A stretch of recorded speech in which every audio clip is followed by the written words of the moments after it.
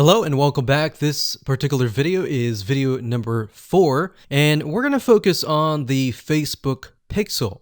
So we briefly talked about that earlier, but before we dive in, I want to say that you will need to have a Facebook business account. So to do that, you'll need to go to business.facebook.com. That's business.facebook.com. You'll need to create an account so that Facebook knows that you have access to certain ad accounts. So with a business Facebook account, you are able to not only access your own account, but you'll also be able to access anyone else who gives you permissions to do so. Now, as far as the Pixel goes, once you have created an account, what you'll need to do is up at the top, you'll see this Events Manager, and you'll see this / icon. You'll click on that, and then you'll click on the All Tools down here, and then you'll click on Pixels right here. Now, bear in mind that Facebook oftentimes will change around their user interface. So if it doesn't look exactly like this, then look around and you'll likely find the pixels.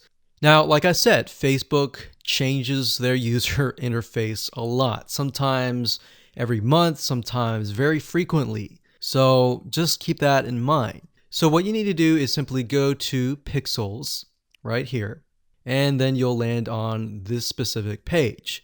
Now, as I briefly mentioned earlier, a Facebook pixel is merely a piece of code that you put on your website.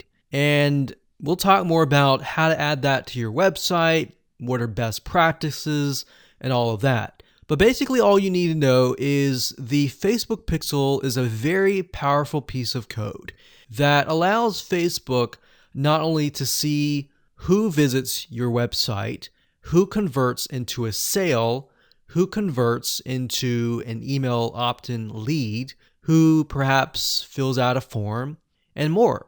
It also collects a lot of data about the visitor, who they are, what sites they visit, and a lot more data. In fact, Facebook in itself has so much data that as far as being an advertiser, it enables you to reach more people that are actually interested in what you have to offer. So that's basically what a pixel is. And to set it up, all you have to do is go to this page, click on Setup here, and it'll give you different options. So you can either click this here to manually install the code yourself, and it'll basically give you a piece of code that you will install. Or as you can see here, it says Facebook Pixel currently integrates with these platforms here. So you can click that and it'll allow you to add it to these locations here.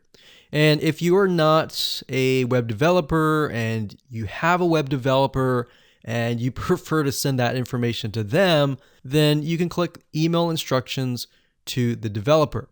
Now, we're going to talk more about this in the next video on how to get the code, how to add that code to your website. If you're using a WordPress website, what kind of WordPress plugins should you use? And we'll talk more about that in the next video.